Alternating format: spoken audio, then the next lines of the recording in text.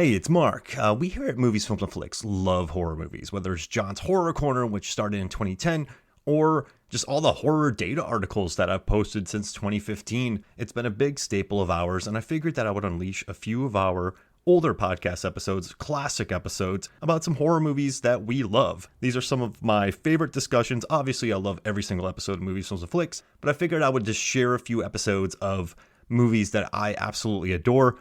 I obviously can't share all of them, but I just figured these are some good conversations. These are some movies I love, and I think you're going to enjoy these episodes. The guests are great. We had a good time talking about it, and I hope you enjoy. I hope you enjoy these classic episodes. Sorry if you've listened to them before, if you're a long-time listener, but if you're new to the podcast, I hope you enjoy. Thank you.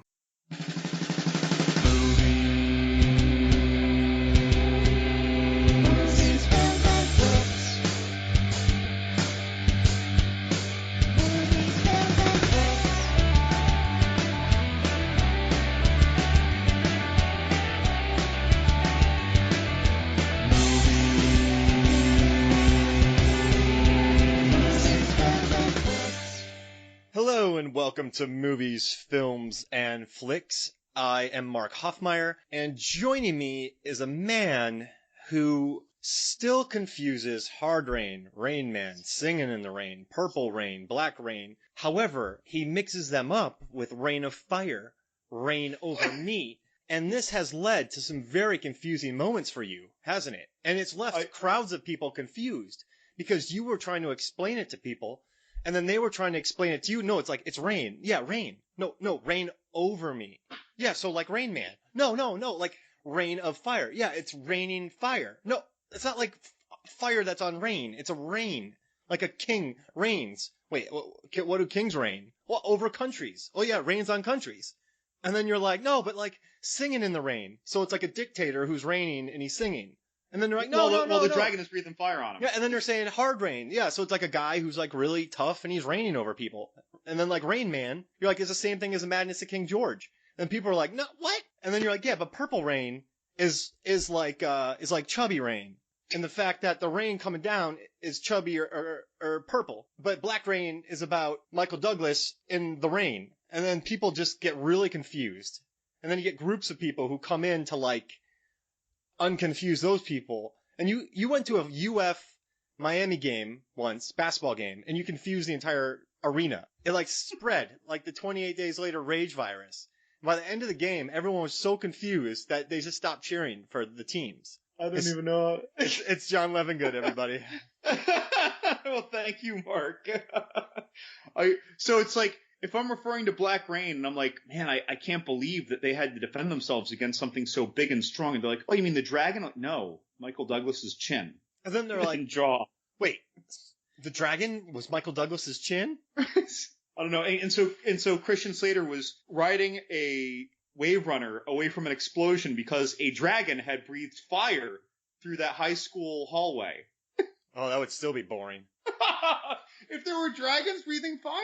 No, because all I could do is go straight down a hallway. I suppose that's true. Like, make a clumsy turn. Black Rain, Rain of Fire. Wasn't there also a TV show called Rain? Something about royalty? Yeah, it was just called Rain. I just imagine it's about the cinder falling from the sky after the dragon burned down all those huts. I just thought it was about rain. The Rain Man, he was a dictator. I thought Rain Man was a dragon. Rain Man was about Pol Pot. Lord. You know, it's kind of funny, by the way. I was reflecting on our show recently. We've discussed it a little bit. I'll bet that people listening are wondering, like, if they just joined us in the last month, is this a horror podcast? We've been doing a lot of horror lately. Whatever. Yeah, the thing is with our podcast is we're not trying to force anything. I think if we have a good idea, we do it. So very much so with you and I, especially with our website, because we write whatever we want, basically. So I think when it comes to podcast topics, we just do what we're passionate about that week. And it's funny, too. There have been times where we've gone like 5, 6, 7 episodes with no horror, and I'm just like, oh, come on, listener questions. Give me something gory. Yeah, I think it's just kind of what we're into, and I don't know. I think we should let it happen organically as opposed to kind of forcing in like one for one. And we have an extensive back catalog. So if you just started listening to us and you got to catch up, if there's like a horror pod you want to listen to, go listen to something else in our beautiful back catalog. I know you can go all the way back to the days of Kurt Russell's best sleeveless moments. And if you love our podcast, make sure to go to iTunes to subscribe, rate, and review, please. I believe we just got a few kind reviews lately, didn't we? Yeah, it's been really nice. I appreciate everyone doing that. I never thought if I'd ask people would actually do it, so. Yeah, you know, if people ask me, it's like, I want to reciprocate, but it's like, you know what, guys, like, send me a link to your episode. Like, I sit in a lab all day in front of my microscope working on I'm an entomologist working on bugs.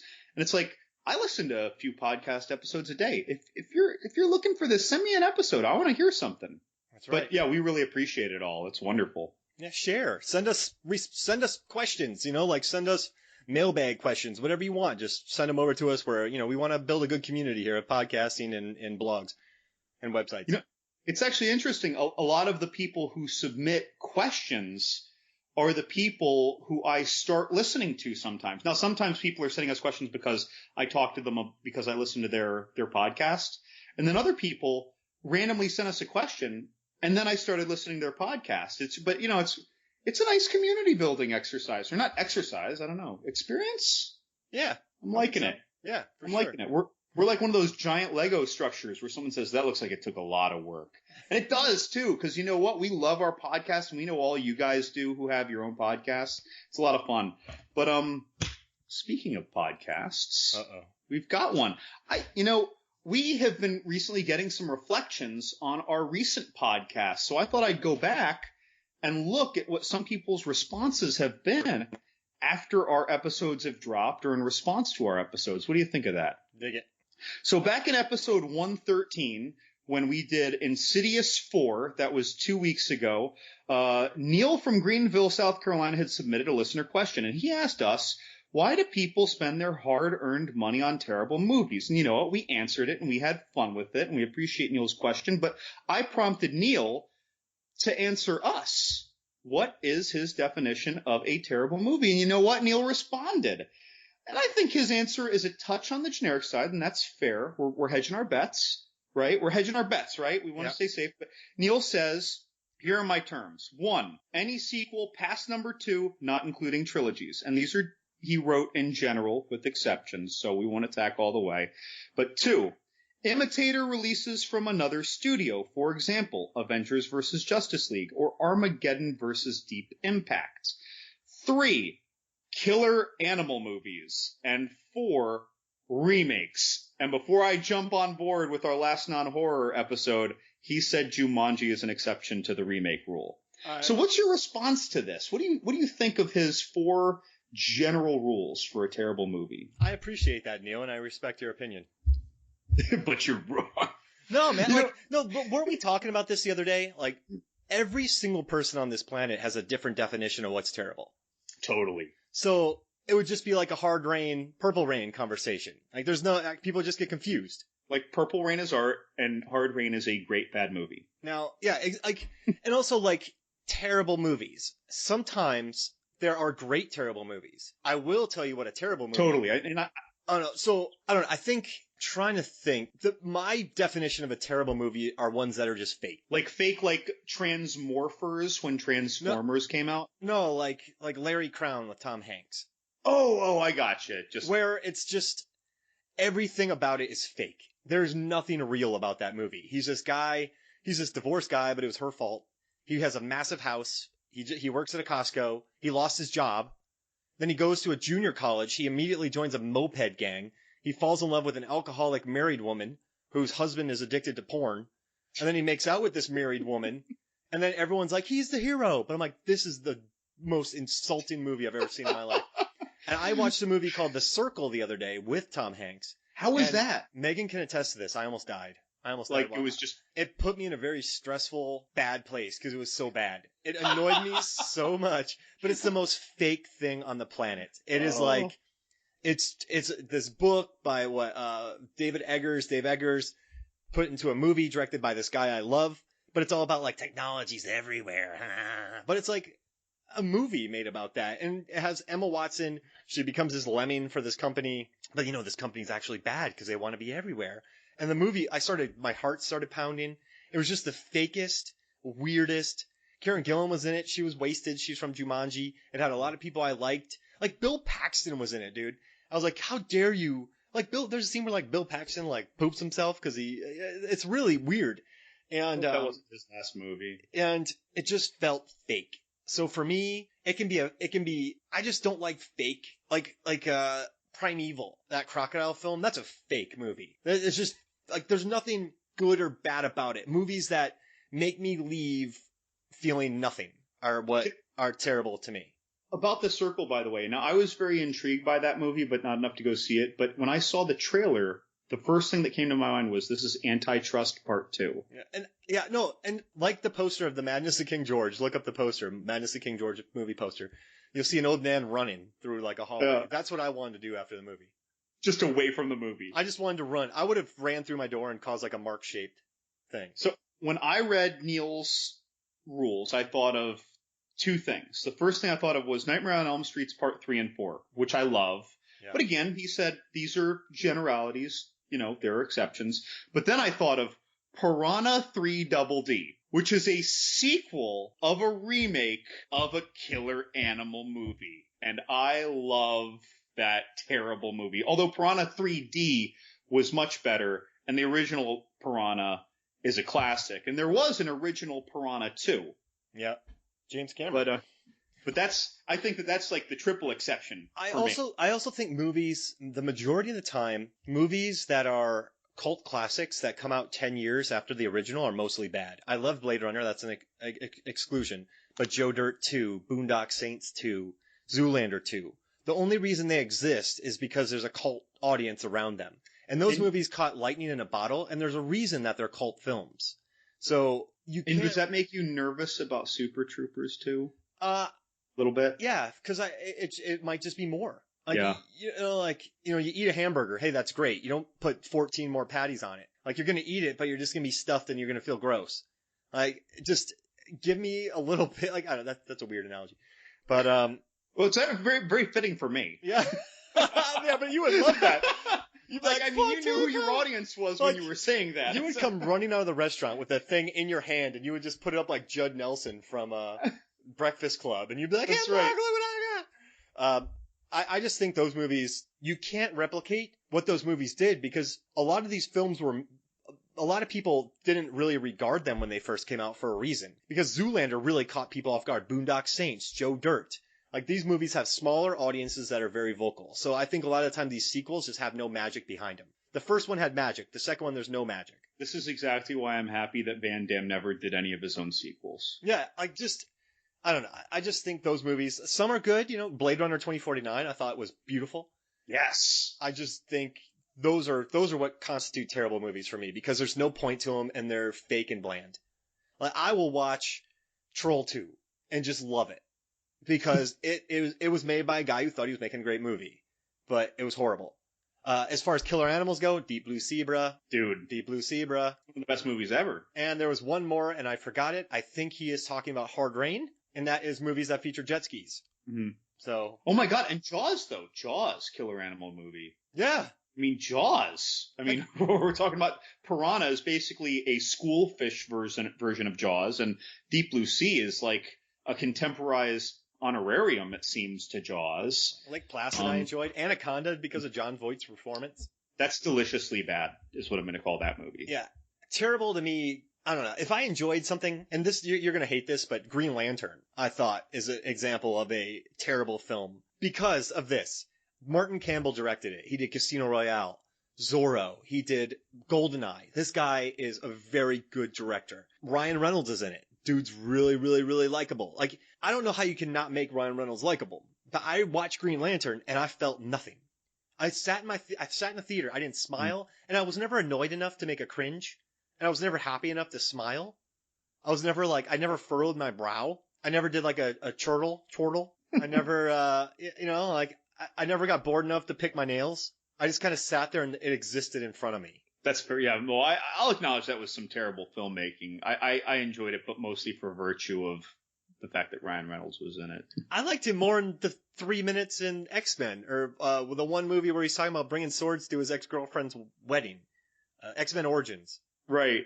Yeah, where he had his little Wade Wilson role, first Wade Wilson role. Just don't give him parent issues. Just let him be Ryan Reynolds. Taika Waititi was in that. Did you know that? From What We Do in the Shadows, the guy who directed Thor Ragnarok, he was his nerdy buddy. Oh, cool. So what about you, man? What about this? Like, I really waxed poetic here. I stole Neil's thunder. Oh no, really. For me, it really came down to like just thinking of the fact that there were a couple of tandem Nightmare on Elm Street. These were the first. I didn't have to think about these; they just came. But Piranha 3 Double D, I'm calling it Double D now. It's like, is that what I'm supposed to call it? So I guess I feel the need to make the distinction between a terrible movie and an air quotes bad movie, because we love us some bad movies. I'm assuming that when he says a terrible movie, he means a movie that he absolutely didn't enjoy. But then again, yeah, it's like you said, we all have our own terrible movies, don't we? I mean, you see the stuff that I put out every month on our website. I go out of my way to watch some nonsense bad movies. And you know what? A bunch of them are just honest, sincere pleasures to me. And I realize that most of the free world is going on Amazon as soon as they can to write 1 star, worst thing I ever saw. And I'm just like, I loved it for these reasons. I'm going to write you 1,000 words about why I enjoyed this bad movie. You know? Yeah, if you hate a movie that much, I think that's almost good. If it gets you to talk about it that much. I just like The Square so much, I will never rate it. The Square? Or The Fire, what's the movie? The Circle? The Circle. I forgot the name. I just said The Fire. What's The Fire? You were thinking of, dude, you totally got yourself with the rain and the Rain of Fire. Yeah, oh my goodness. I think that just came full square back to you. I started sweating while watching The Circle. Because you were nervous how much was left? My heart started pounding. The kid from Boyhood got like really misused. I really, man, I was in bad shape. So I don't know. For me, terrible movies are whatever people think are terrible, and I think we should respect that because no one's ever going to agree. And I don't want to sway anybody else, like, because I don't want them swaying me. So I just gave what my examples are, and I get it, Neil. I get you, man. I'm hip to it.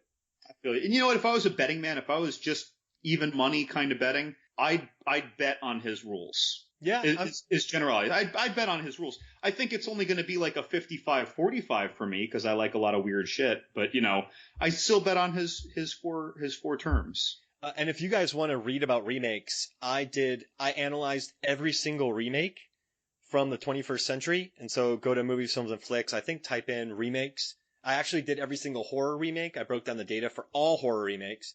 And then I broke down the data for all 21st century remakes. So you can get basically all you need to know about remakes at moviesfilmsandflicks.com with an X. With actual data. Actual data. Actual data. So we had another reflection on last week's episode. Last week's episode was episode 114, and we discussed office horror. We went over the 2 movies, The Belko Experiment and Mayhem, and the horror movie podcast you can find on Twitter is @HorrorMovieCast, provided a listener question, and it pertained to the kinds of enemies that people make or friendships people make or who they fight in these kinds of movies and how it affects them. And you know what? Horror Movie Cast, or the Horror Movie Podcast, wrote a little follow-up commentary because I was kind of reflecting during our episode as to what other office horror is out there. So they wrote us, does Stalled and Severance count as office horror? They are borderline. And add The Night Watchman to your office horror list. And then after that, Young Ghoul 94 added Blood-Sucking Bastards, which I haven't seen yet. I'm interested in that. And the upcoming Office Uprising movie. And when I looked that up, I saw that the poster, it kind of looked like some kind of Zombie-geddon started because of, I guess, an energy drink called Volt on the movie poster, almost like the chicken nuggets and cooties. But they're giving some other suggestions for office horror. I have seen none of these movies. I think, Mark, did you comment about Stalled or Severance? Well, Stalled, he's just in a bathroom in an office building, but he's being attacked by zombies. So I guess that's technically office horror. So yes, it's in a bathroom inside an office building. So yeah, Severance is more like a corporate retreat horror because they're out in Severance they go out on a corporate retreat and they get murdered in the woods. Office horror adjacent, yeah. Yeah, so it's like a corporate retreat horror. And then, Have you heard anything about Bloodsucking Bastards? I remember seeing a trailer for that. Pedro Pascal's in it. Joey, Yeah. Sweet Lou from Grind and Sweet Lou. Remember Sweet Lou? Yeah. And the guy from Super Troopers in the beginning in the car. Joey Kern is in it. Pedro Pascal. Fran Kranz, who I saw with James Earl Jones on Broadway, and You Can't Take It With You. But yeah, from Cabin in the Woods, he's in there. Yeah, so that is office horror. So I would add Stalled and Bloodsucking Bastards to that. But I would say Severance is like corporate. And wasn't there also, and I'm just thinking of this now, and I haven't seen it, and I only saw the trailer once, but wasn't there a Norwegian movie called Headhunters? Oh no, that's a Joe Nesbo book. It's basically about a thief who has inferiority complex, and he's married to like a really beautiful blonde woman, and he just feels like she's gonna leave, so then he rips off Jamie Lannister, and it's great. Actually, Headhunters is on Netflix, and if you can watch it. It's very, very, very good. Headhunters, it's like Bugs Bunny, it's like Looney Tunes meet the Coen Brothers. Very, very, very, very, very, very, very good film. I just kept saying very. I couldn't stop. Well, it's like I'm actually curious now that we have all these suggestions, and almost every movie mentioned that I had heard of was a movie that I wanted to see and never got around to seeing. So I feel like as soon as we finish, I have to go update my Netflix and Amazon Prime and just see what's out there for me. Because I'd like to see a little more office horror. #office horror. But that's cool. I like that people are responding. It's like we're putting this out there and people just want to jump in and share their opinions too. That's right. Well, I think I also have a listener question for us. Wait, what? I know, right? Our participation in these podcasts has just gone up and up every episode, I feel, for the last month. But a returning listener question provider, The Fear Merchant, asks 3 little questions. 1, what do you do in the shadows? I get out of the sun. Bad stuff, man. Bad stuff happens in the shadows, if you're saying what you do in the shadows. I think of the movies like that 2002 Darkness movie with Anna Paquin. I think of that 2002 also movie called They, Pitch Black. Where that woman... Oh, They, yep. Yeah, where that woman was afraid of something that haunted her from her childhood that's in total darkness, and it was some weird, crawling, weird, spidery demon monster. And I think of that movie Lights Out. What was that, 2016, 17? Yep. Like all those monsters where specifically when the light is out, they can approach you, but when the light is on, they won't. And then there was that Guillermo del Toro kind of failure, in my opinion, that Afraid of the Dark. Is that what it was? Yeah, don't be afraid of the dark. But it's like, darkness and horror. It's like, what do you do in the shadows? Bad stuff. Bad stuff happens in shadows. Can I tell you something? I don't watch movies that tell me what to do. You don't like to be told what to do. So don't be afraid of the dark. Call me by your name. Like, no. That's right. Instead of Call Me by Your Name, make it My Name is Bruce. Yeah, exactly. I guess what do I do in the shadows? I kind of just relax. That's a good thing. I watch horror movies in the shadows. Yeah, in your 10-foot tall chair while drinking Old Rasputin. With tears rolling down your eye. Wait, speaking of vampire movies, though, his second of 3 little questions was, what was your favorite depiction of a vampire? Max Schreck, Willem Dafoe, Shadow of a Vampire. Shadow of a Vampire. I'm a little torn between Tom Cruise as Lestat in 1994's Interview with the Vampire and, is his name Park something Hook? The guy who plays Father Sang in Thirst? Oh, yeah, he was really good in that. Yeah, I thought of Thirst and Lestat. It's like I thought of my mainstream Victorian, and then I thought of like this weird dark path.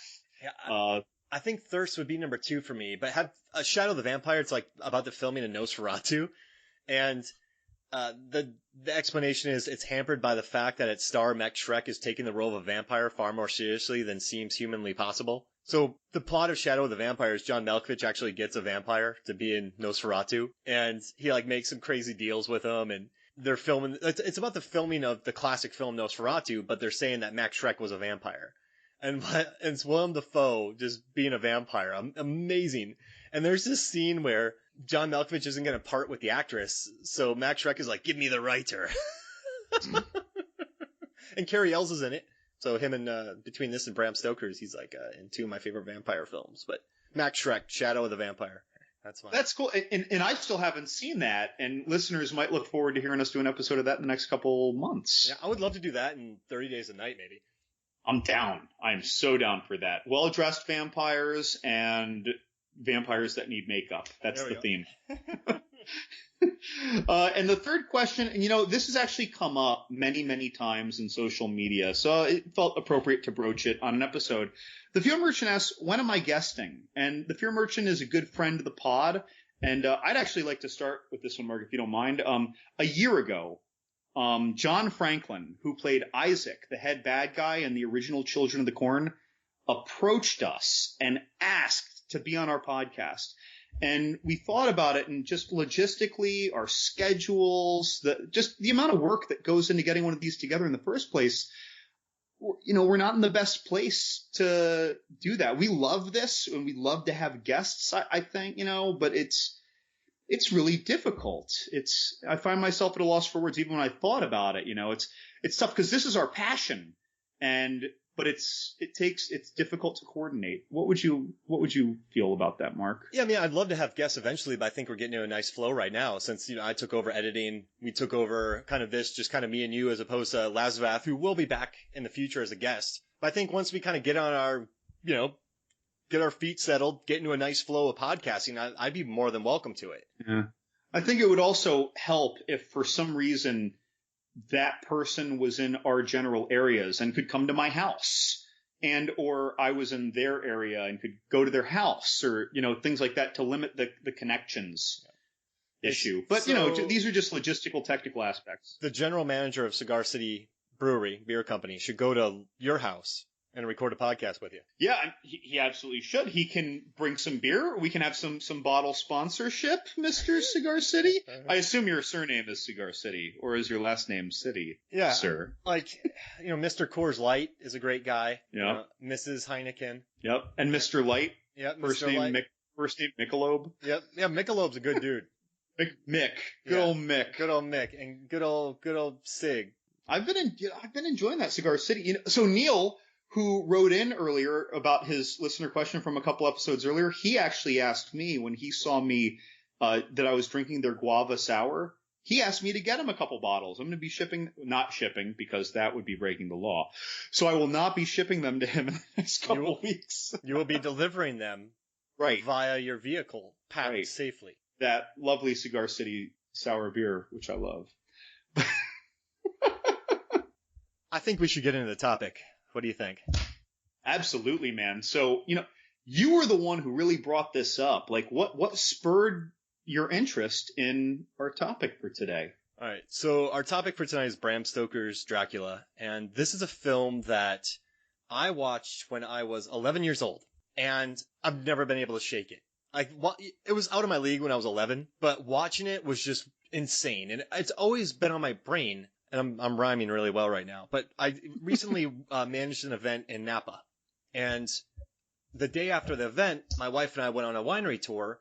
And it's not like people, you're going to be pretentious and be like, oh, why'd you go there? But I just wanted to see the movie props because I heard there was a lot of props at Francis Ford Coppola's winery. So we went, and at the winery, they had the flayed man war outfit that Vlad wore in the beginning of Bram Stoker's Dracula. And I was like, holy crap, like that's awesome.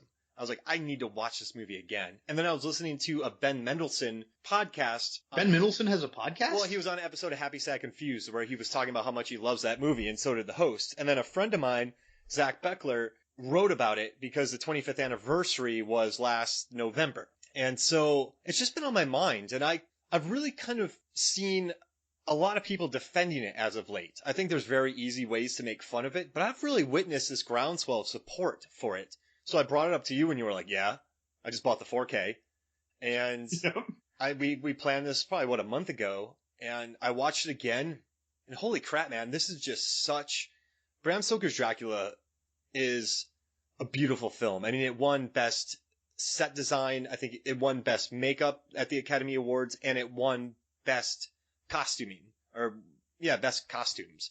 And I think it is just a beautiful film. And it's the film that only an auteur like Francis Ford Coppola could make. And what's interesting, can I get in some backstory of it real quick? Oh, you jump in, man. You jump deep. So, Coppola ruled the 70s. And in the 80s, he had a lot of commercial disappointments.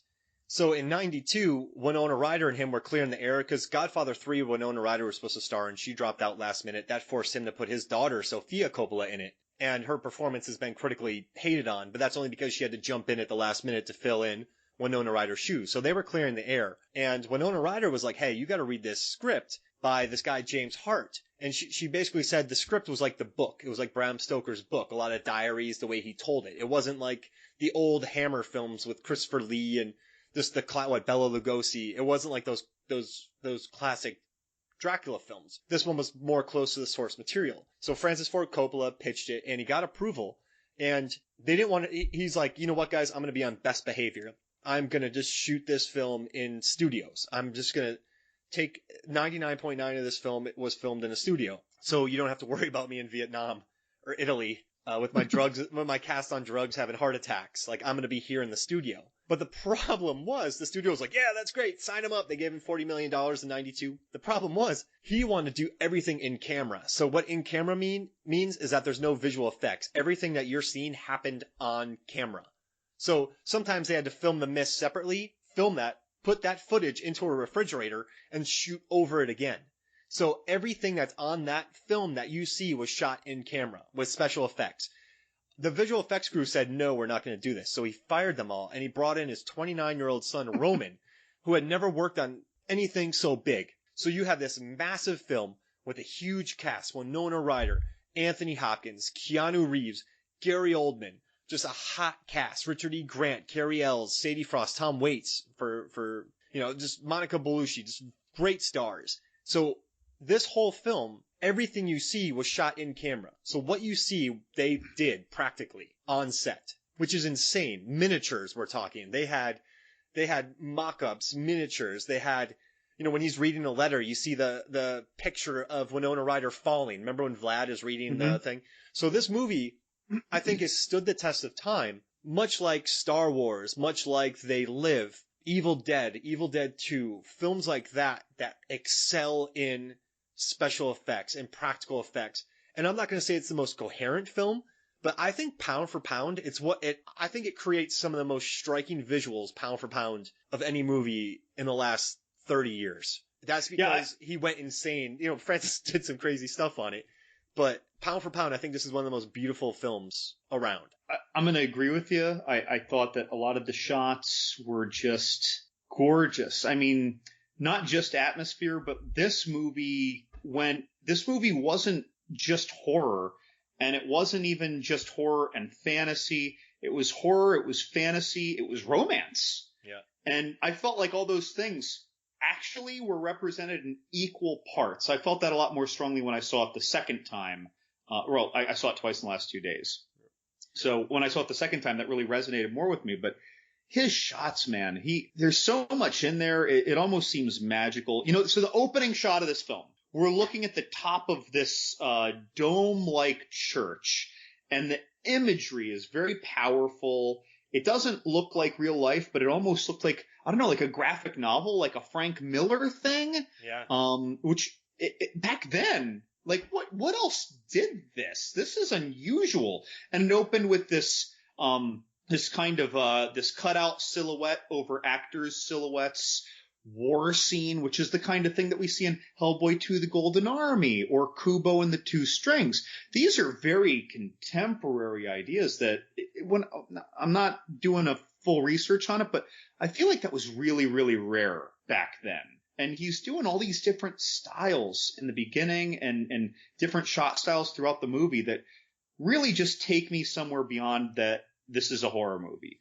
This is many movies. And what I loved? 92 was the year of Jurassic Park. So you have Jurassic Park around this time. Here, let me check so I don't get... I think Jurassic Park...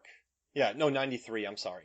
But this is around the same time that Jurassic... So during this time, this is after The Abyss. So amazing special effects occurred. What I love is that Coppola used technology that could have been used to shoot Nosferatu.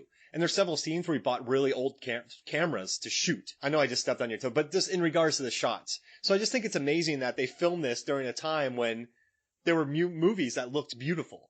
Like, this is such a... so I compare this movie to this. So he goes to the studio. Hey, man, I'm going to retell Dracula all in the studios and have an A-list cast. And the studio's like, yeah! And then he's like, however, it's going to be like an erotic dream. And everyone's like, I mean, cool. People like that. Like that'll, that people like that kind of stuff. Like gratuitous nudity. Yay. I'm going to use all practical effects. Yeah.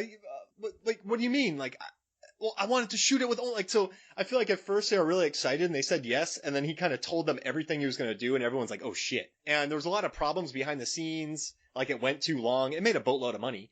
But, this movie was almost like not as much ridiculed as Waterworld, but there was a lot of bad buzz behind it. I have trouble understanding that. Well, I mean, from the pre-production side or, filmmaking studio side, I guess I see that apprehension, but God, like I am enamored with this movie. I am true blood glamored by this movie. I mean, I'm already rhapsodizing about all the shots and the visuals, but the scoring, good Lord. Yeah. Like beautiful score.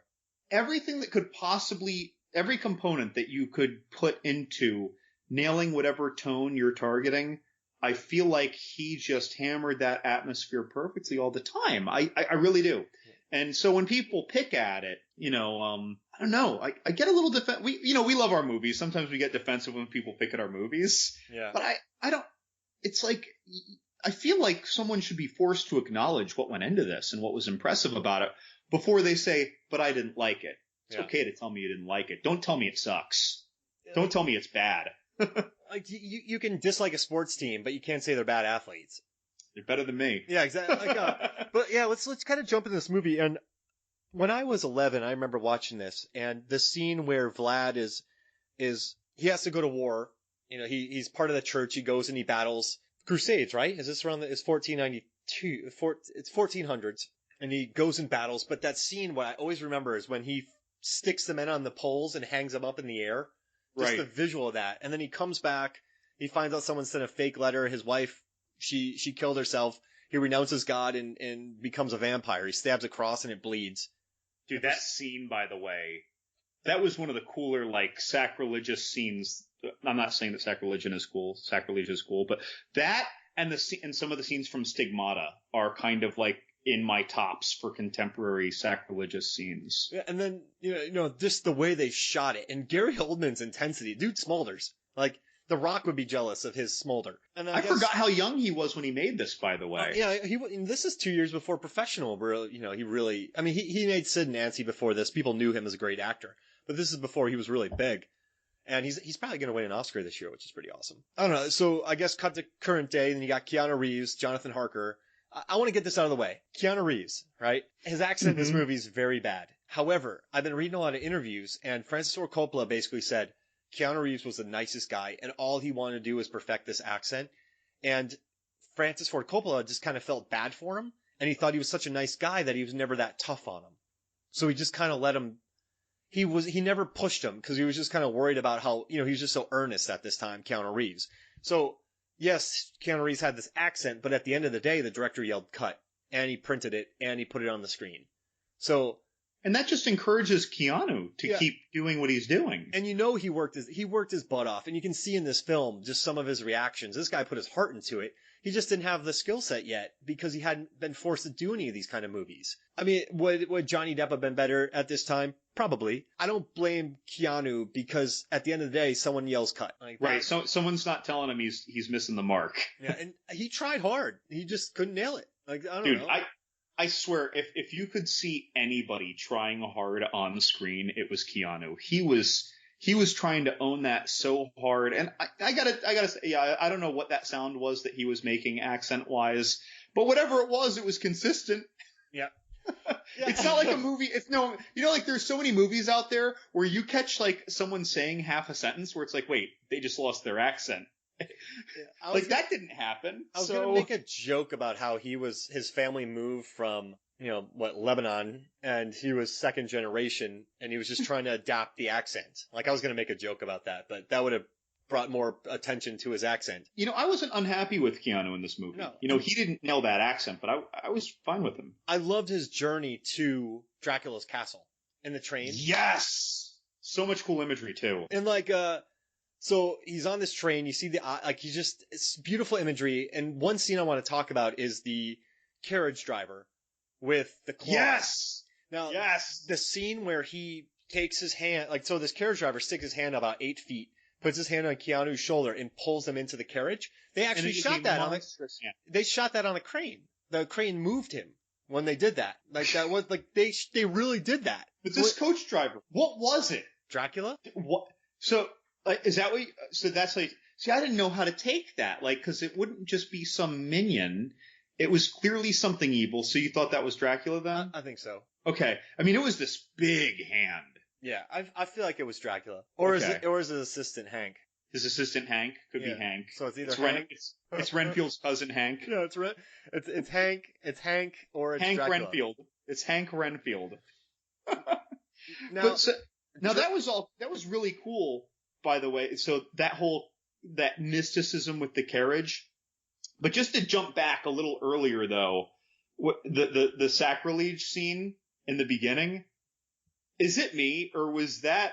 Now, Sid and Nancy was one big spaz out, but in terms of an on point, an on cue tantrum, was that the beginning of Gary Oldman's historic cinematic tantra? Well, I think the car had already been push started with Sid and Nancy, and then I think it was helped with this. And then I think it went to full insanity with the professional.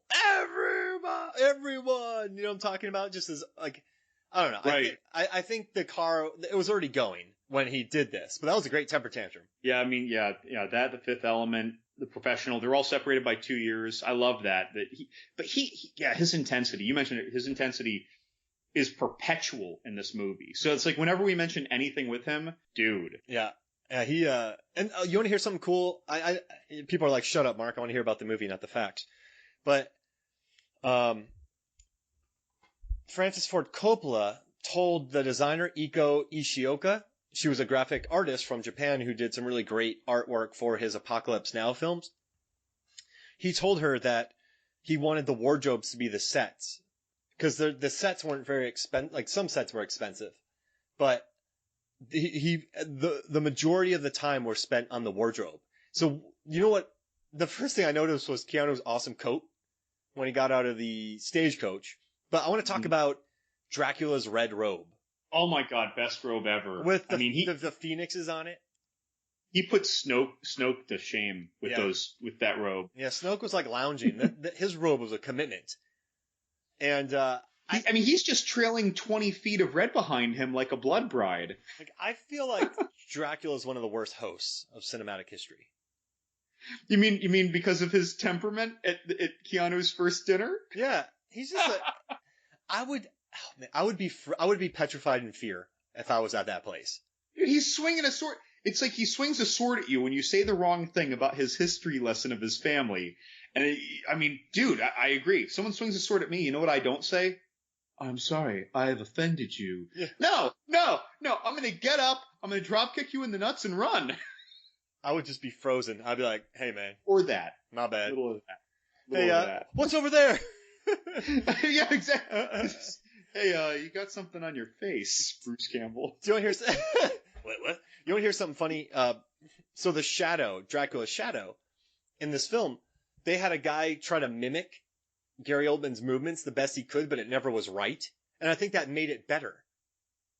Wait. You mean it wasn't deliberately a self-animated shadow? No, it was a guy doing the shadow.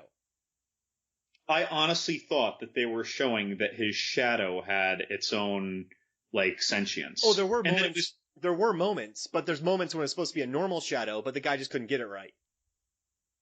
Whatever that guy did, I loved everything that I saw on screen about it. I loved that it was almost never synced. My eyes always drew to it. Oh, that's cool. When you were 12, 13, I was probably, this came out in 92, so I was about 11. What did you think? Like, we had probably watched Reservoir Dogs by now. Like, I was deep in, R-rated movies. But for some reason, dude, this movie punched my poor 11-year-old face in the face. Did it hit you like that, or no? You know what's funny? Like, no. So back then, and I don't remember super clearly, but back then, I think that I just wasn't taking movies seriously yet. When I was first seeing this, so when I saw it, I was just like, that is a really cool movie. You know, kind of like A Nightmare on Elm Street was a really cool movie, and I didn't really appreciate it for what it was. I probably saw this 5, 6, 7 times by the time I finished my undergrad in 2003, and then I didn't see it again until 2 days ago. And I've since seen it twice more. And the 2 times in the last 2 days, it has enchanted me. So, but back then, I just remember thinking it was an awesome, maybe classic movie. That was it. It was almost because of the character iconism more than what was exacted on screen that I remembered. well, so you and I kind of watch movies differently, because I specifically remember going, man. Like, I remember watching Reservoir Dogs and going, this is out of my league. No, if anything, I was saying man, because I was like, there are a lot of boobs in this movie. And that's awesome because I'm 12. Yeah, I was like 11 going, what is happening? But no, I don't recall that. Yeah, I just remember it being like I was pretty desensitized at an early age as well, though. Like my first horror movies or my first horror movie ever, after my dad went to sleep, I was up with my intoxicated uncles, and my first horror movie was Evil Dead 2. Nice. My very first, like I'm 10 years old. 10 years old, Evil Dead 2. Like, not Ernest Scared Stupid first. Evil Dead 2 with blood geysers and screaming headless naked ballerina zombies. You know, like, that was where I started. All right, so while we go take a quick trip to the counselor, so John and I can talk about our early youth and how it affected us, we'll take a break real quick, and we'll be right back. Welcome back to Movies, Films, and Flicks. We're doing better now. John cried a lot, and we started calling it Hard Rain, and he started laughing. But then he started crying, and then for some reason he started crying again. And then I started crying because of just the way that your emotions turned. And then we had to pay the lady like $400. That sounds typical. Yeah. Psychiatrist. Great. So, question? Yeah, we got another listener question. Return listener question submitter Alex Vorkov from Twitter asks, what did Gary Oldman, the world's best actor, think when he heard various American co-stars attempt to add an English accent? I'll diplomatically say that a couple of the key cast members of this film tried super hard to do English accents and fell short. Gary Oldman, who is English and a brilliant actor, had multiple scenes with those said cast members. And just as a follow-up with that question, Slasher Trash, also from Twitter, asks, did anybody believe that Keanu Reeves was really English? I assume he means as a character. And we've started to address this in our first half. What's your take overall? I guess, but I feel like if he knew that somebody was working really hard, I'd assume that he wasn't going to hate him. He's probably annoyed by it. But yeah. I also think I don't think anyone can hate Keanu. Yeah. Well, also, if I'm not mistaken, I think that Alex Vorkov is from the UK. Gotcha. As well. Yeah, I guess we pick up on accents too when people try bad American accents. But I don't know. I think we've covered this. I think I'm guessing.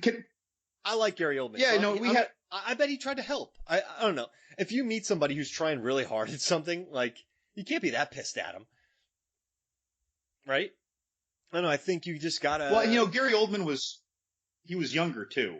Yeah. So I imagine that. Well, I'm not saying that Gary Oldman is less patient now, but I think that as a younger actor who had less clout, I think that inherently makes you, more patient and understanding that people are trying. It's not like he was acting for 20 years. Yeah. So at the time, I want to try something right now.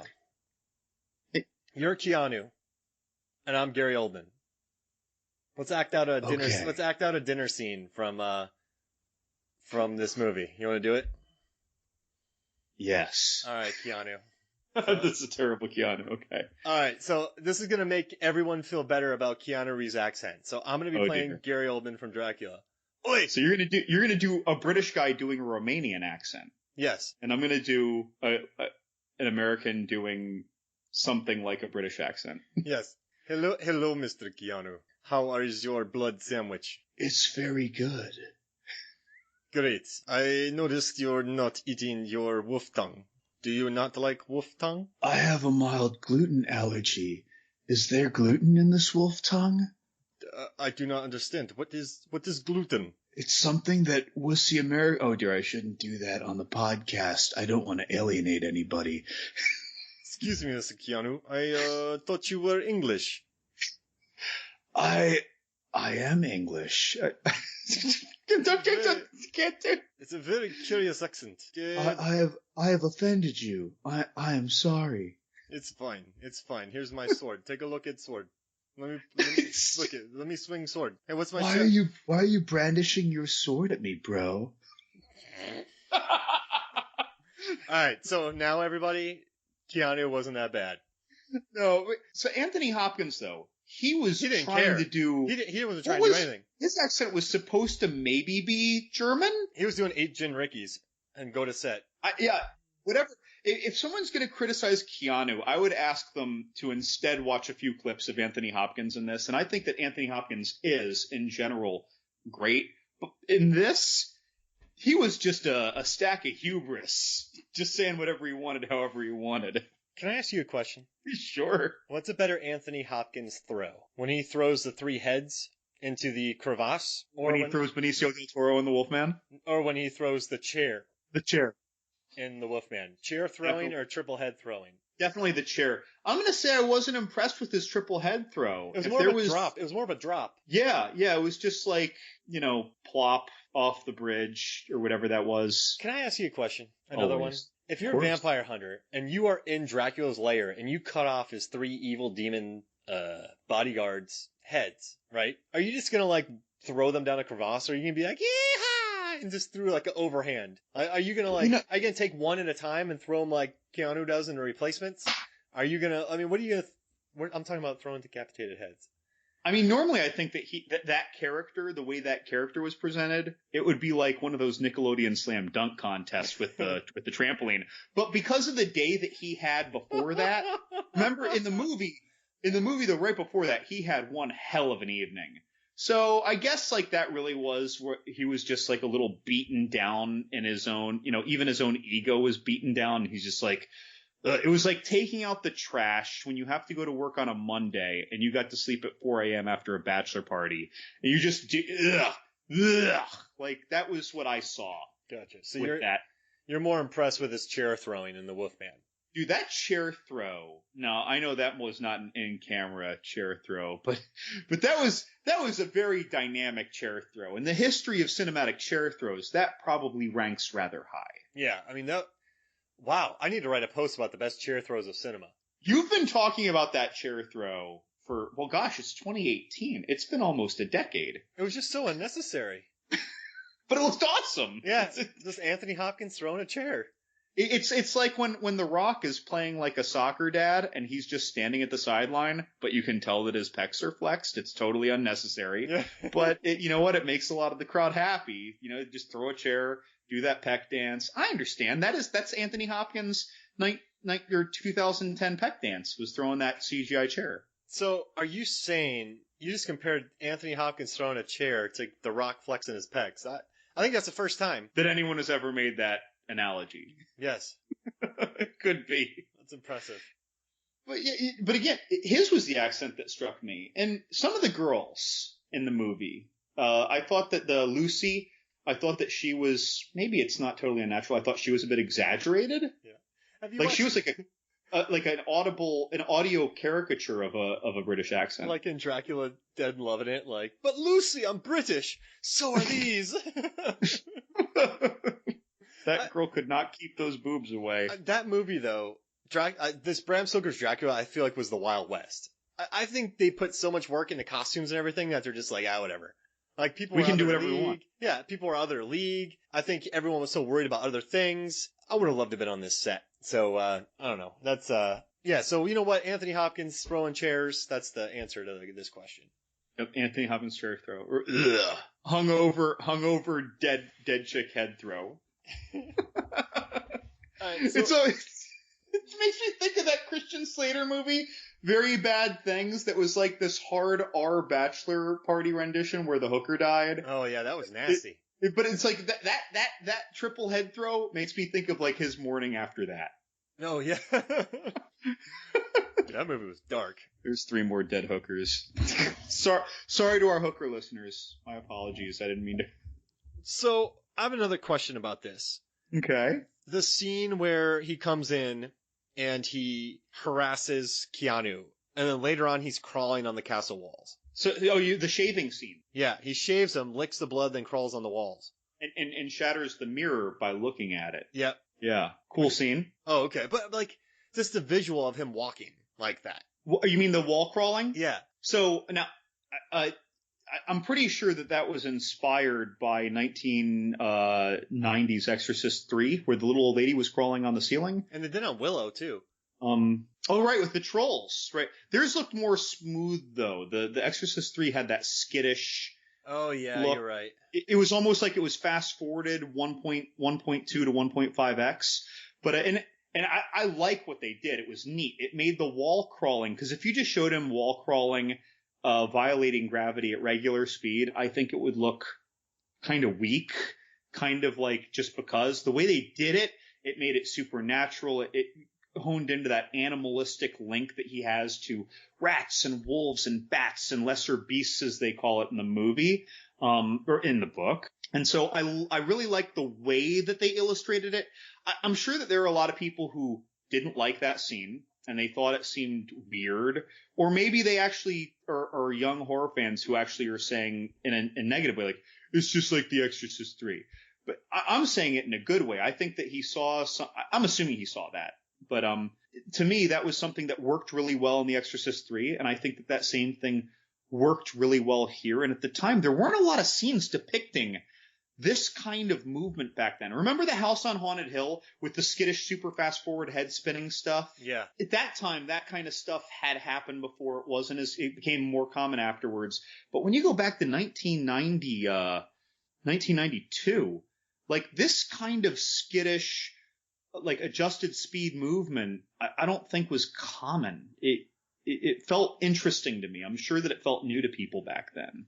But I like that scene. I thought though that in the bedroom before that was not so well staged, is how I'm going to say it. The things that happened in that scene didn't feel as organic. Oh, the blood sense? And the shaving and all that? The blood, the way that he had the sneaking up hand, and then it turned out he was still all the way back in the doorway, and then he walks up and he shatters the mirror. And the only part of that seemed like properly done, that seemed smooth to me, was when he casually turned to lick the blood off. Yeah. And iconic scene.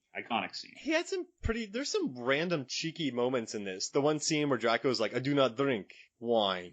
Like, didn't he say that? Yeah, so he was saying, forgive me for not joining you to dine. I dined earlier and I never drink wine, or something like that.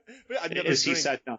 Like, there's a beat. Wine. And what's funny is that he's doing what is socially one of the most awkward things ever. It's like, yeah, I already ate, but go ahead and eat. I'm just going to sit here and watch you eat. No one likes that. No one in the world likes that. I don't care if you are rich and this is going to get me partnership in my law firm or whatever it is Keanu does. Like, that's an awkward thing. And he's just like, yeah, I'm going to soft-spokenly eat this quail and listen to your awkward story about your history. And then I'm going to offend you and you're going to wave a sword. But that shaving scene, though, I feel like that was an example of Coppola. He had a checklist. And a lot of the things, I liked the way he depicted the things on his checklist, but he had a checklist. No, he did an entire book before he did this.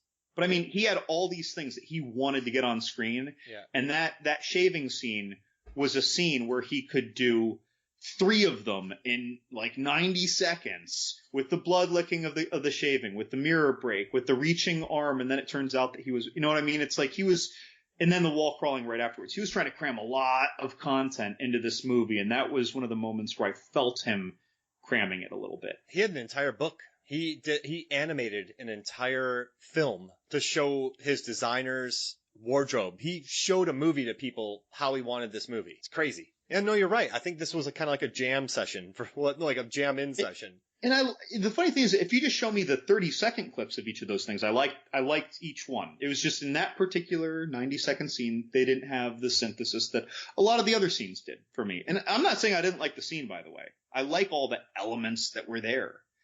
It was cool. Do you think this movie's very coherent? I don't necessarily think it's incoherent. but I understand where you're coming from.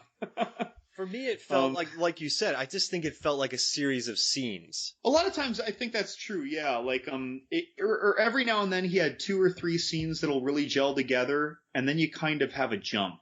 And it's clear the assumption being made that's happening in the gap between the 2 scenes, right? But no, there's a lot of little bits that just kind of rifle along. This movie, for instance, if you completely deleted all scenes involving Renfield, completely deleted it, and showed it to someone else for the first time in their life, they'd never notice that something was missing. Now, they would feel a void in their life that they don't get to see a square box over men's heads. Right, perhaps. That was interesting. You get that guy in a headlock, he's not going anywhere. This is right. And you don't get to see Tom Waits playing a minion. Eating bugs. Eating bugs. It's a raspberry. Raspberry. It's perfectly nutritious. Now, I know I'm jumping in, but remember on Dracula Dead and Loving It, when Renfield goes with this to the psychiatrist, and he starts eating bugs, and the guy's like, I just saw you eat that. Like, what was that?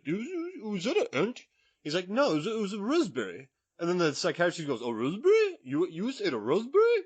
Like, it's my favorite pronunciation of the word raspberry, but I saw Phantom Thread the other day, and she said raspberry really well, too. But it was a raspberry? Sorry. So whenever I saw him eating things, in my head I'm going, oh, raspberry. Yeah, that was a pretty good accent. You nailed that accent.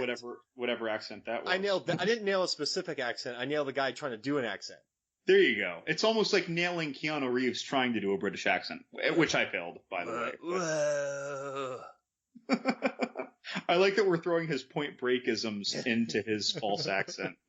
So I have something to bring up. So this is something that's recurrent throughout the film, is the not just the romance aspect, which was very strong. I'd like to get to that later, but the hypersexuality of a lot of scenes in this film.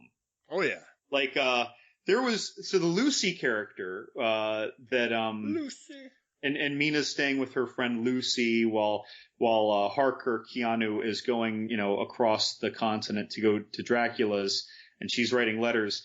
And so Lucy, she falls ill when she's exposed to, the vampire's bite. And it seems that her fever, one of her symptoms is that she always has a bare breast. Yeah, one of them.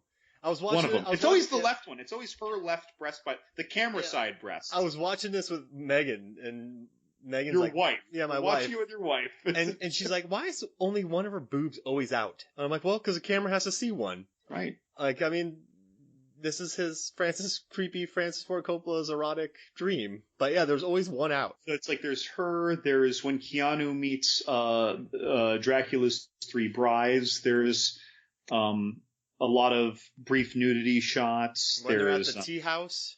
No, I'm joking. No, I'm just saying. Like, yeah, there are a lot of. There's the scene where Dracula is in his kind of wolfish hybrid form with Lucy in the courtyard where they're having their sex in the garden scene. So he's someone wrote a review and they said that he's a literal predator, like a sex predator, in that. Sure, yeah. I suppose. I mean, he was there was an ongoing charming and lulling and that kind of little telepathic connection that he had after he bit her that I guess, lulled her out. But yeah, and then it did seem not 100% consensuand And she had a really great red dress readily available. Right, of course. But why wouldn't you? Yeah, that's right.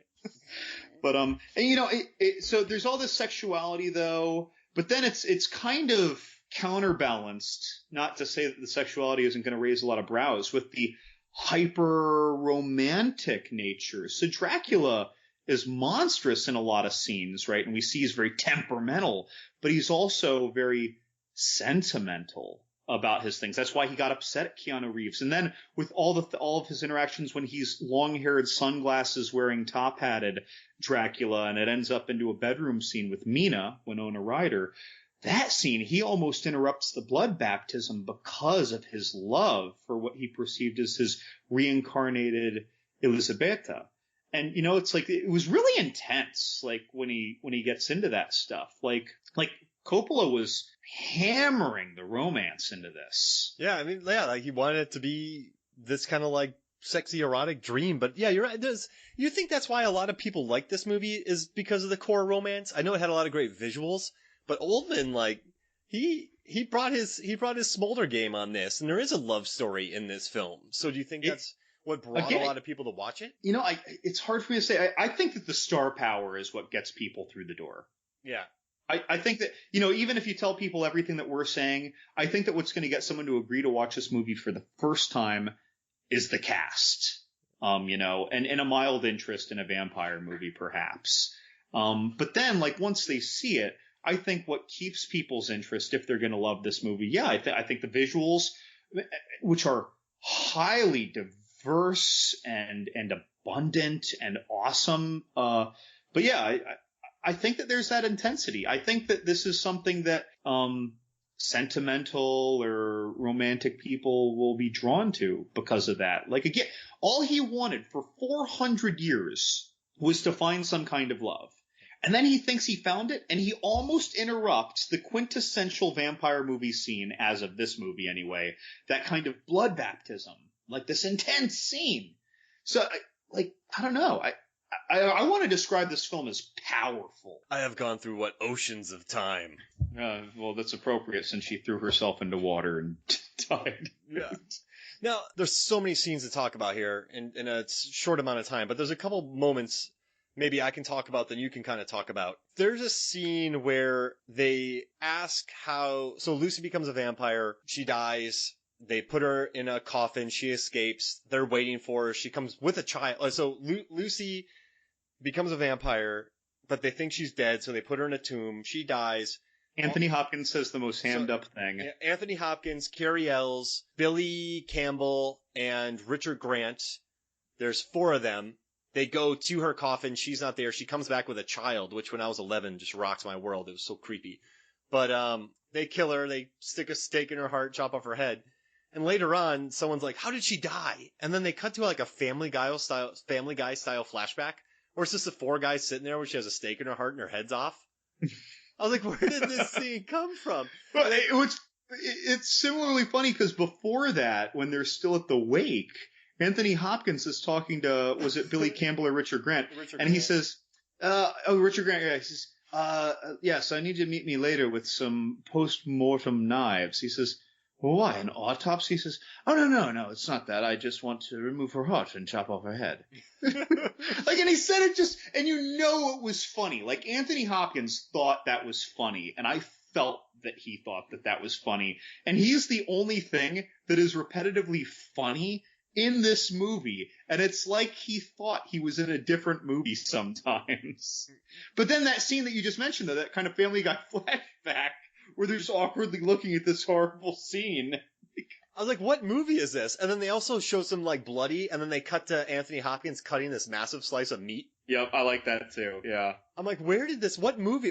You can't relax while watching it, at least for me, if you're really into it. Because it's just so jarring, and there's so many, like, great moments, so you're never at ease while watching it. Do you think so? I'm into it. You actually made an interesting comment, by the way, when we were just talking about this before podcasting. You had told me how, like, this took a lot out of you watching this, even though you love it. Yeah, no, I was exhausted. I don't think I could watch it a lot. I mean, the thing is about this movie is there's some films that tell a very linear narrative. They tell a very traditional film, and so it can just kind of cruise by. But when you watch movies like you said, Thirst for Me, or I Saw the Devil, or they're different from this, but Dracula, Bram Stoker's Dracula, this movie's not, I mean, obviously it follows a time frame, but it's disjointed, and it's uneven, and it's not entirely cohesive, and there's random moments, and there's so much going on the screen that watching it it's great. It's a compliment, but it's also it's not an easy watch. And that's not a bad thing. I gotta agree with you. It's not an easy watch. It's a beautiful watch, as we've mentioned. It's definitely intense. I mean, this is kind of the heavy-handedness of a Romeo and Juliet of horror. Yeah. And with all the kind of the death and weight and this almost undying to the point of torture longing, as opposed to the teenage impatience and suicide in Romeo and Juliet. But also, again, beautiful movie. What'd you think of the creature effects in this movie? We see kind of Wolfman Dracula. We see turn into, well, the Rat Man. The swarm form of rats is not really any real spectacle, but like he has a hybrid bat form scene when he's crying.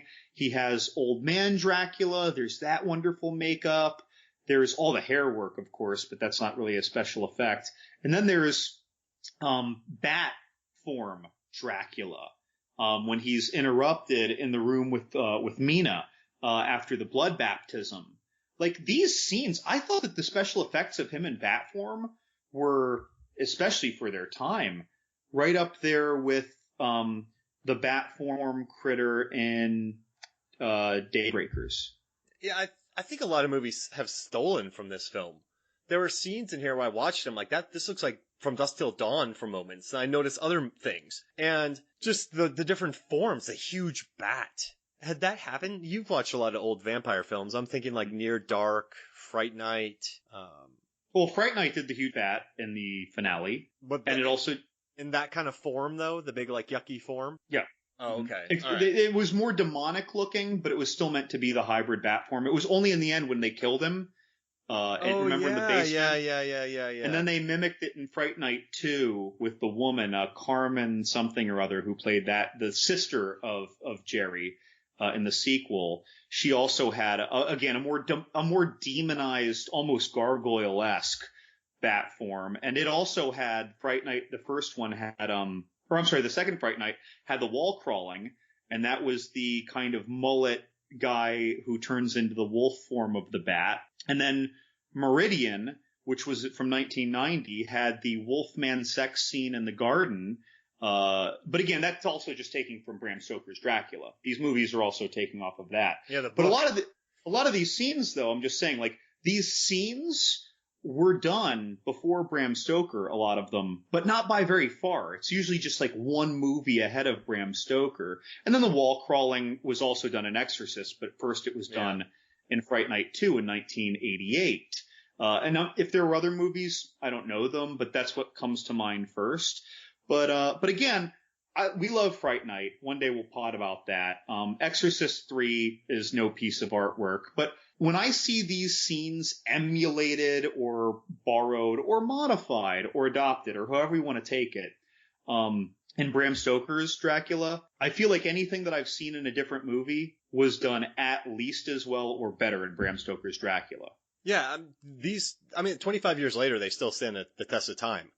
I mean, when you look at these effects, Jurassic Park's effects, but I don't know how they did it. There's a couple scenes in this movie where I'm like, how did they do that? Like, just, I don't know. Maybe I'm just a sucker for nostalgia, but I've watched with kind of Hellboy and the recent Star Wars when they go to these big bazaars and there's all these creatures. Now, I know there's budgets and I know you can't design all these creatures, but none of them have impressed me as much as Star Wars, The Thing, Bram Stoker's. Do you think that's just a focus on the craft?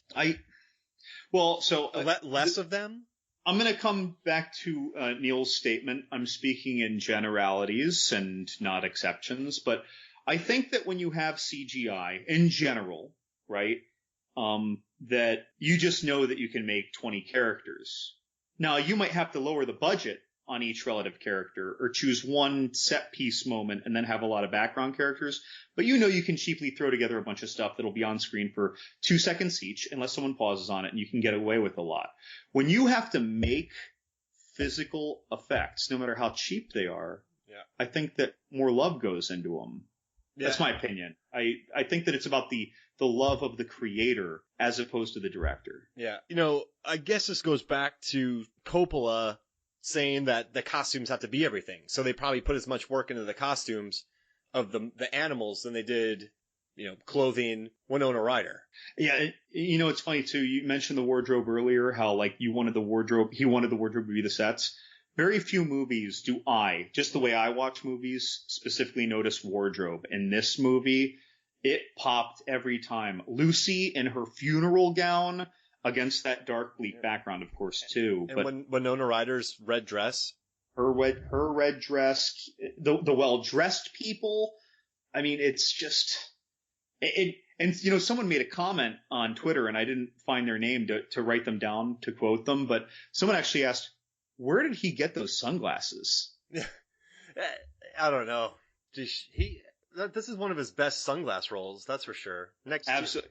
Well, he was great in Tinker Tailor. He had great glasses in those. Yeah, I don't know where he bought them. I mean, they were tailored. They didn't necessarily look like something I've seen specifically, but they could have almost passed as contemporary. Yeah. Like, they were stylish.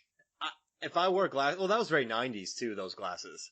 I mean, who knows what they were like during that Victorian, like the early 1900s, but remember the 90s, a lot of the circular glasses that were going around? Yeah. Coppola was just like, you know what? I really, really want Dracula in sunglasses, and he sends an intern across the street to a sunglass hut. Yeah. No, I would assume they're time appropriate because the designer was amazing, but I don't know. Remember that in the 90s? There was a lot of those glasses in the 90s, dude. And they all had different colored frames. Yeah, but super stylish. I don't know if there's anything in this movie that I didn't think was, if there was something that I thought wasn't visually striking, I'm gonna pick was when they did do, when Keanu was coming in with the coachman into Dracula's lair, and for some reason they showed there was a blue energy wave at the gate. Yeah, that was funky. That kind of, it almost looked like, and so apparently it wasn't, but it almost looked like a weird rotoscoped, bad 80s movie, ghost ectoplasm. Yeah, I didn't dig that. But I mean, it's so little. It's like that, those 3 seconds, are what stand out to me as something that wasn't awesome in this movie that I saw. It's hard to pick at this movie for me. You know who we haven't really talked about him that much. One thing I had to say is my cat Ghost watched a lot of this movie. I don't know why, but he just kept watching it. So I was impressed. He's never done that before. But I really like the characters Billy Campbell's Texas accent is kind of weird, but I like Billy Campbell, Cary Ells, and Richard Grant because they just rolled deep with Van Helsing. They just got on trains, got on horses, killed a bunch of gypsies, battled all these people. I don't know. I just love that. I remember when I was younger watching that chase, and I just these dudes are gangsters. They went to Romania, and they're chasing gypsies to try to kill Dracula. I don't know. I respect it. I like them. I like that aspect of this film a lot. And that was a part of that romance, I think. And then that ending bit was something that I feel like wasn't so clearly explained, but was followable, was that they were the 3 suitors for Lucy, right? Before she picked a suitor. And then even after she picked a suitor, it's not like they were whimsically just, okay, well, on to the next woman. They all still deeply cared for her. They're all still giving her blood transfusions when she's dying from a vampire bite, or so they think. They're all putting their lives at risk. Yeah, traveling across the continent, across Europe to Transylvania to intercept Dracula. And then, by the way, that scene, when we were talking about unevenness and how some things kind of jumped, the jump to the chase scene for me was that was the time that I felt the jilt of the unevenness more than anywhere else in the movie. Even though I liked the chase, I liked everything that led up to the chase, the fact that we went from not chasing to chasing, or including the whole journey, if you will, that really was a disjunct thing for me. Like, it was almost like someone said, oh, by the way, Dracula's getting on a ship. And I'm like, what? Yeah. And Dracula's just chilling in some dirt. And then everyone's like, well, let's all unite. We got to go intercept Dracula. And I'm like, we do? We all do have to go? And whatever, I'm on board. I want to go see a fight with Dracula. And then they have this elaborate thing with the Indiana Jones tracking across the map as they're going kind of thing. Well, he was reading right. her mind, right? Mina's mind? Right, yeah. So he knew what was going on, and then he foiled them. And the fact that Dracula read her mind and he started to intercept them, and then they redirected, that was another jump within the jump where I'm just like, I get what you're telling me, but it didn't feel a lot of synthesis for me. And then we get to the end, though, when there's the actual physical wagon and horse chase. Or the coach and horse chase. Yeah. So this is a fun scene. I think that it doesn't fit super well in this movie, but it's a fun scene. I like the scene. What were your feelings about this scene? I just like that they rolled deep and were in this horrible territory, killing Dracula's assistants, gypsies, and going after the main vampire. Like these guys, And I was all in on these guys. I'm like, these dudes are badasses. if they weren't racing the sun with the visual of racing the sun, I think I would have had trouble engaging with it. Yeah, I mean, that was all on stage, so they couldn't do too much of a chase. But I don't know, man. When I was younger, I remember it being much more intense. But I don't know, man. I just like that. You know me. I like it when people are up against something bigger than them, but there's actual odds. And they're not superheroes. Like 13 Assassins, 13th Warrior, Magnificent Seven. I like when humans are actually in battle, or The Raid. I don't know. I like stakes, and I felt like there were stakes at this, and I felt it was necessary. Like stakes to the heart. Yeah. Oh my goodness. Or like steak. What movies feature? Or like a steak hand from Pain and Gain, like The Rock cooking it. But I don't know. But I was all in. I was all in on this moment. So Dracula is getting out of the coach. They get back to, his castle. And there's that conflict where they cut his throat and they stab him through and our Texan is dying. And Keanu actually like holds everyone off from following them into the cave, him and his now love Mina, Winona Ryder. And Keanu's like, no, it was almost like saying he's her problem now. Yeah. I don't remember the exact line, like he's hers to something or other to deal with. I don't know why that happened. Yeah, because then they didn't ensure, like, they don't know that he's gonna die. Maybe they assumed he's gonna die.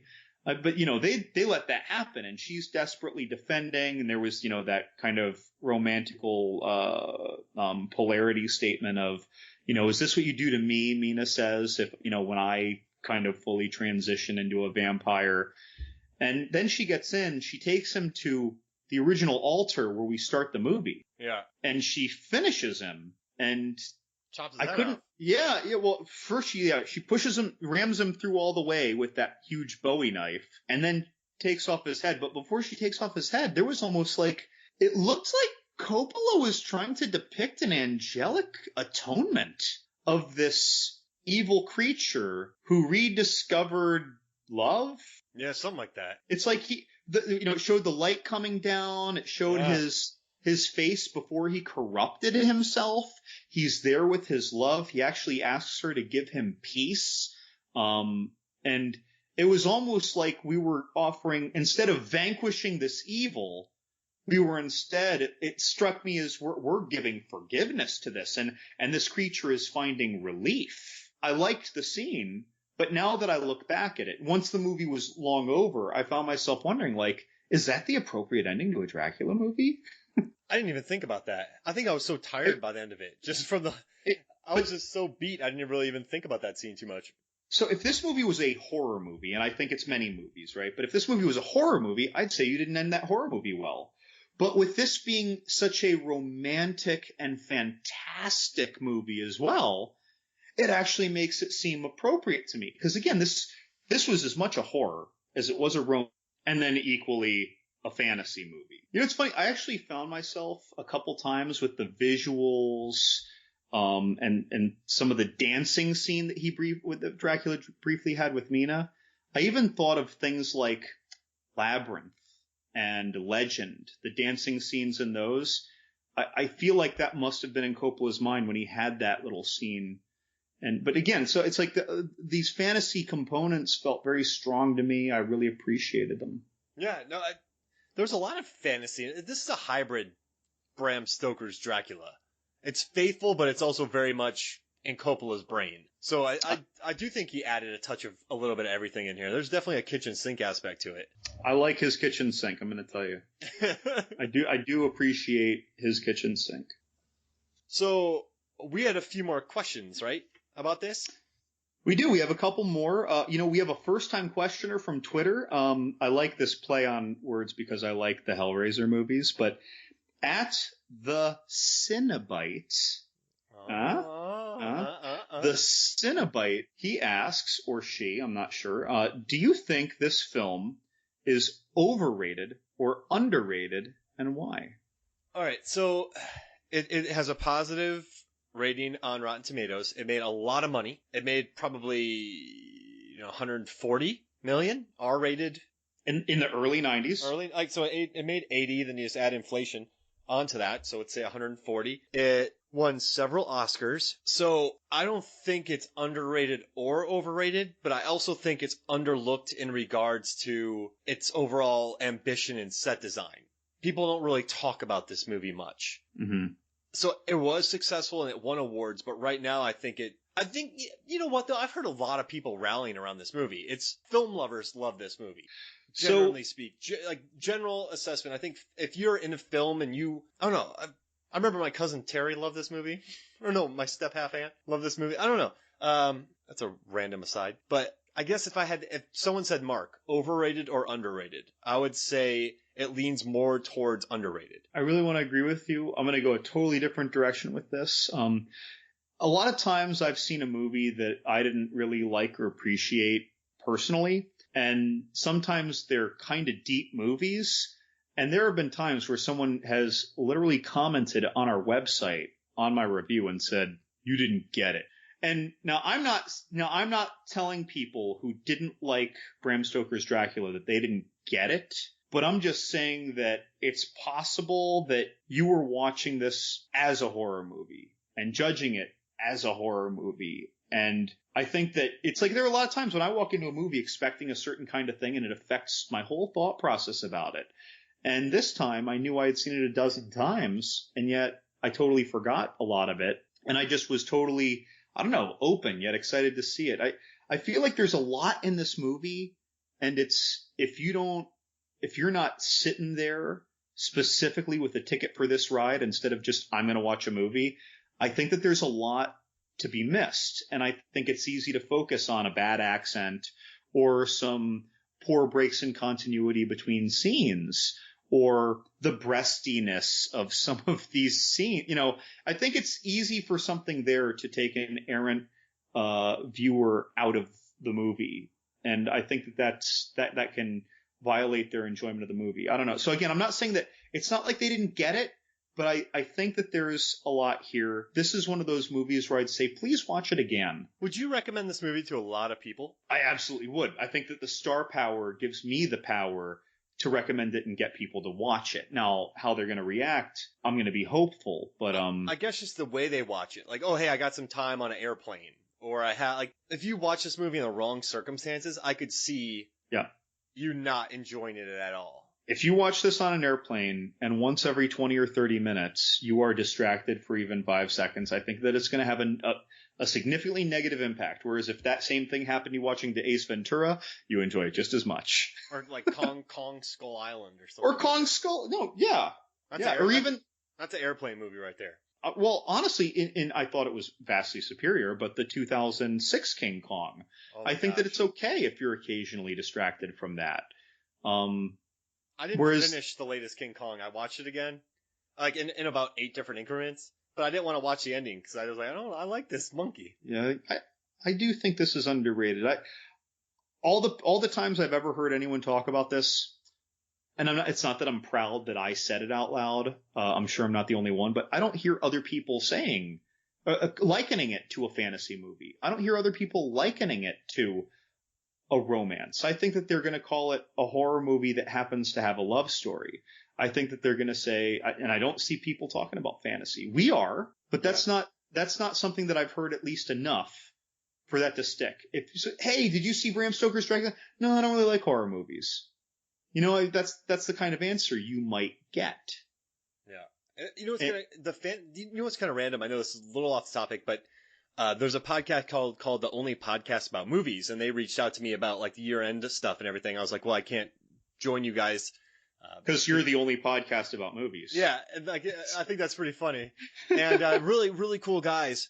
And I was like, yeah, we're doing Bram Stoker. And the guy sent me like 8 different links of, he compared the Dracula's armor to the Praetorian Guard from Last Jedi, the score. So I guess are people, do cinephiles really love this movie? I don't know. Until the last couple weeks when I started paying attention to it, I was under the impression that this movie was just generally loved. Yeah. And then when I knew we were going to do it, and I hadn't seen it in forever, I started paying a little attention.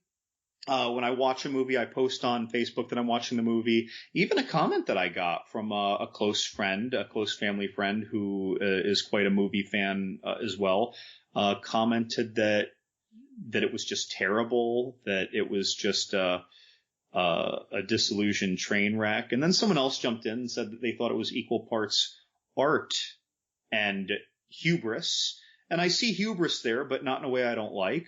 But again, these are like good friends of mine who love a lot of the things that I love, and we are like fellow geeky people who embrace movies for what they are. And I'm seeing these opinions out there, and I'm a little surprised.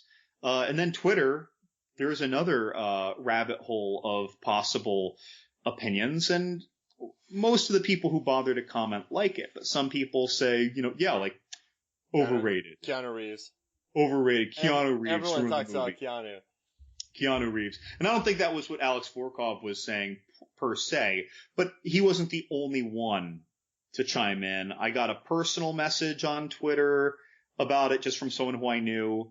And, it's interesting that I thought that this was like the Interview with a Vampire, well, which I also assume is very well liked. But, I thought this was like that. I thought that there weren't really haters or general dislikers or negative critics of this movie. And it turns out that there are, and I was surprised.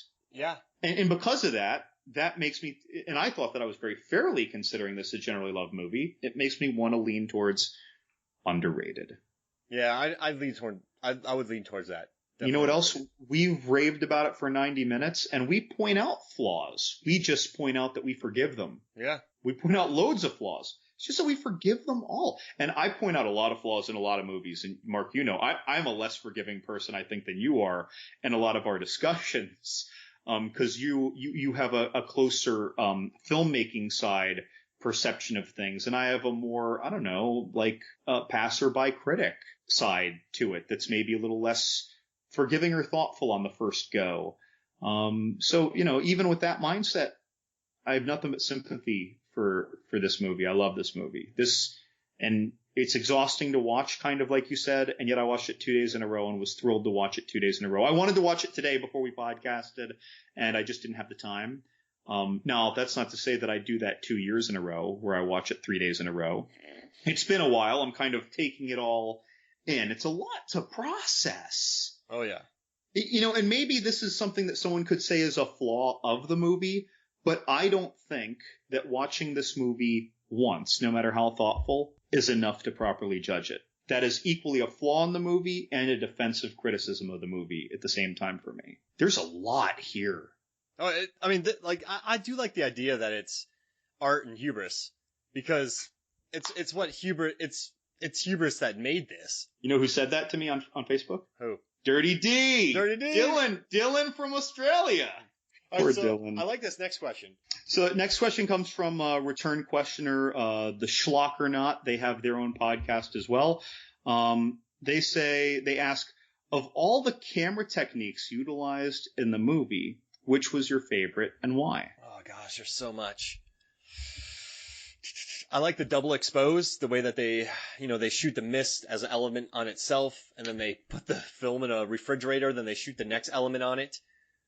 I love just all like the different Dutch angles that they shoot, putting you off guard. I liked the usage of just, all the front projection, rear projection, rotoscoping. I mean, this movie, alright, but we have to pick a favorite, right? I like when they reversed,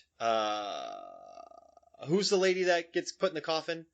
Lucy. They did like the reverse of her. They had her, getting out of the coffin, and they kind of like reversed it to her. So they had her get out of the coffin, but then they reversed it and had her get into the coffin to add. Right. When Van Helsing was putting the crucifix at her. Yeah. I mean, I like that a lot. I love that. I love the way they did it.